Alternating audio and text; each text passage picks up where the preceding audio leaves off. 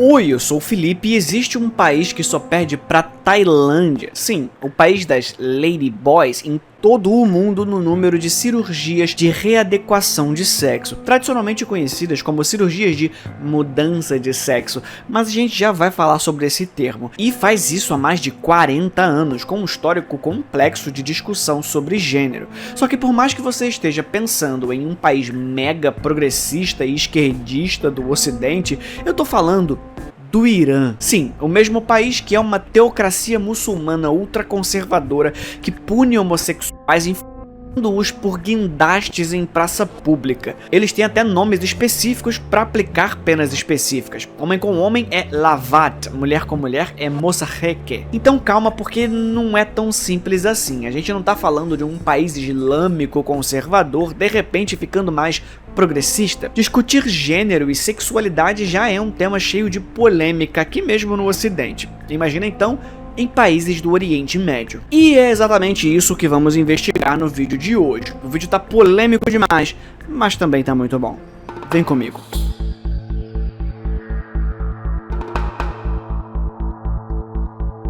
Pouco se sabe sobre a maneira como gênero e sexualidade eram vistos nessa época. No entanto, as influências culturais de civilizações vizinhas como os elamitas e os mesopotâmicos sugerem que o gênero não era uma categoria rígida. Em algumas regiões havia espaço até para papéis fluidos ou múltiplos, especialmente em contextos religiosos e sociais. Não tinha, obviamente, o vocabulário moderno de gênero, nem uma sigla estranha com 259 letras, mas as práticas culturais apontam para uma compreensão mais diversificada do que significava ser homem ou mulher. Com a chegada do Islã no século VII, a conquista árabe trouxe consigo novos sistemas jurídicos e sociais para a antiga Pérsia. O Islã, como religião e estrutura política, estabeleceu leis que abrangiam muitos aspectos da vida, incluindo o gênero e os seus papéis. E para entender, a gente precisa falar mais do que sobre o Corão. É preciso falar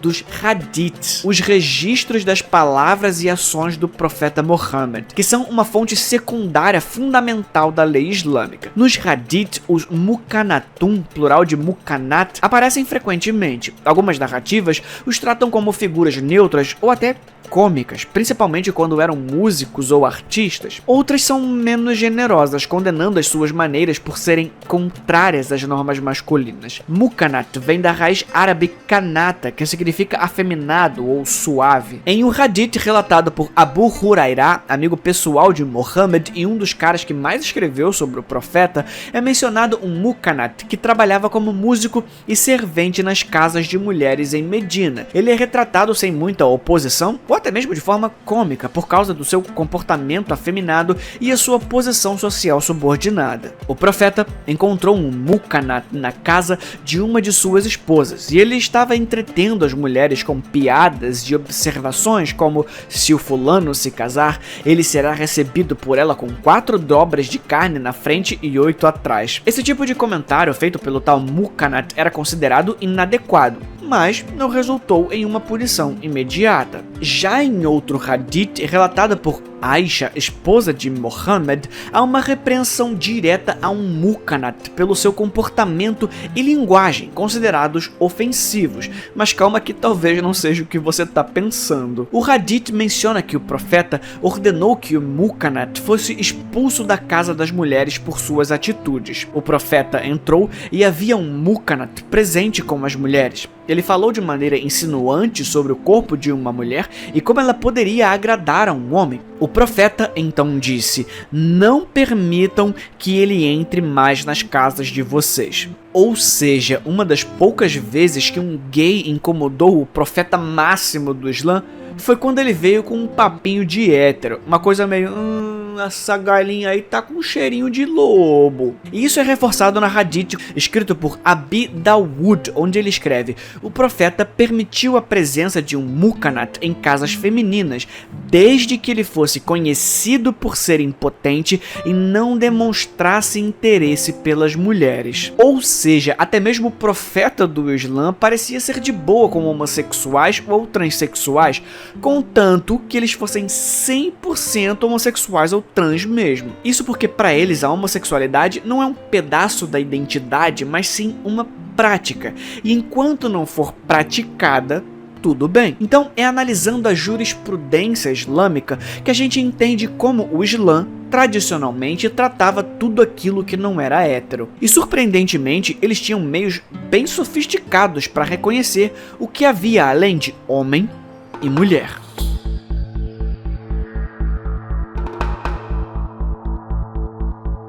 Foram os séculos 19 e 20 que trouxeram as transformações mais visíveis.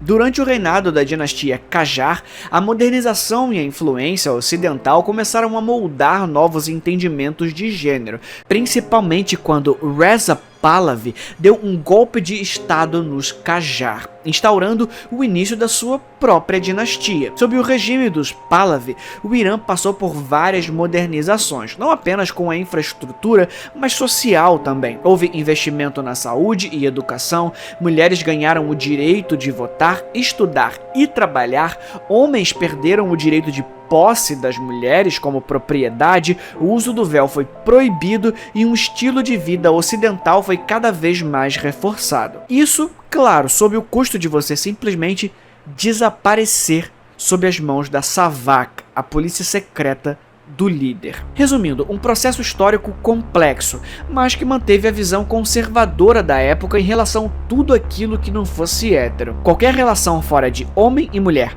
casados permanecia crime. A definição de homem e mulher é que continuava gerando debates. Até porque era uma lei que não era reforçada com tanto afinco. O problema era a prática de forma legal e não o comportamento social, lembra? Entre as elites era comum e ninguém se espantava. Mas em 1930, um caso abalou os padrões médicos e culturais do Irã. Não pela novidade, mas pela extensão da cobertura. Kubra, um jovem de 18 anos, foi protagonista de um debate médico e religioso ao exigir uma cirurgia para transformar o seu corpo predominantemente masculino em feminino. Ele, que mais tarde seria reconhecida como ela, não apenas solicitou o procedimento, mas o fez com um apelo extremo, afirmando que a sua vida estaria em risco se a transformação fosse negada. A operação foi conduzida pelo Dr. Kal Atbari e retratada como um marco do progresso médico. Kubra foi descrita pelos jornais como uma criação maravilhosa,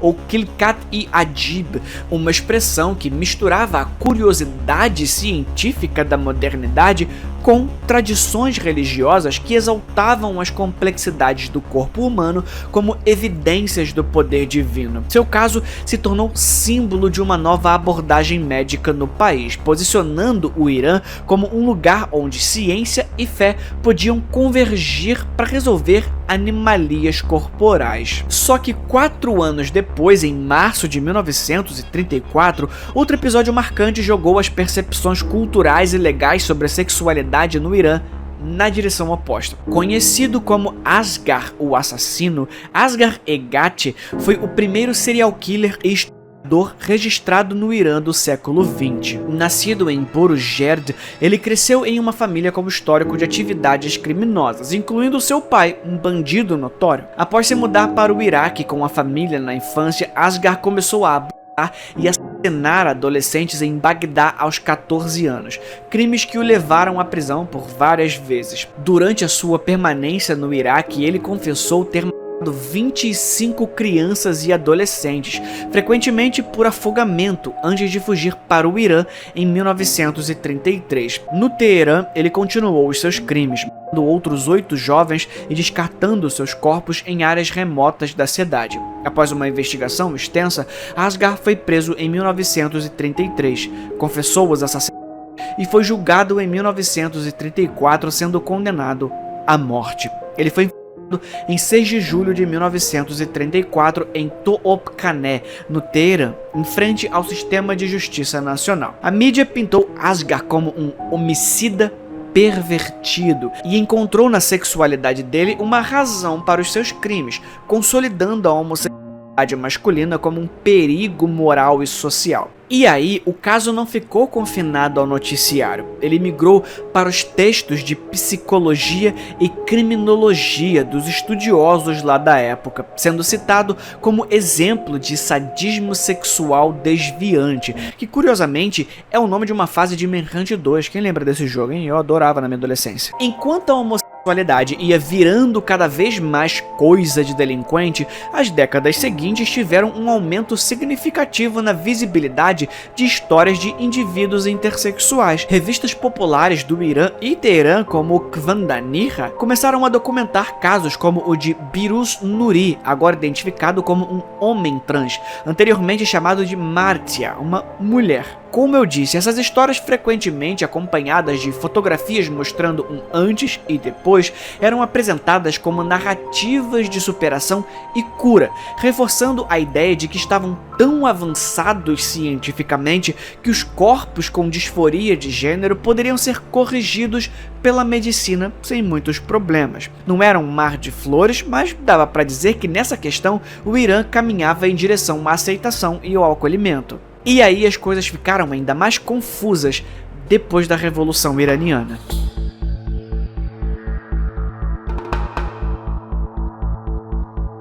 Em 1979, a derrubada do Shah Mohammad Reza Pahlavi pôs fim a séculos de monarquia atrás de monarquia no Irã e abriu caminho para a fundação da República Islâmica, sob o comando do Ayatollah Ruhollah Khomeini. Se o Shah significa rei, esse título Ayatollah designa um clérigo xiita de altíssimo prestígio e autoridade, e o Khomeini o usou para fundir religião e Estado como nunca antes. Fazendo uma comparação com o cristianismo, que é mais próximo de nós, ele era tipo um papa no Vaticano, autoridade religiosa, mas também política e militar. Ele transformou o Irã em uma teocracia baseada na Sharia, um sistema jurídico derivado do Islã que regulamenta desde a vida cotidiana até questões mais complexas de justiça e moralidade. A Sharia se baseia no Corão e nas Hadiths que eu citei anteriormente, mas a lei não é aplicada como na sola escritura do cristianismo. Para isso existe o ijtihad,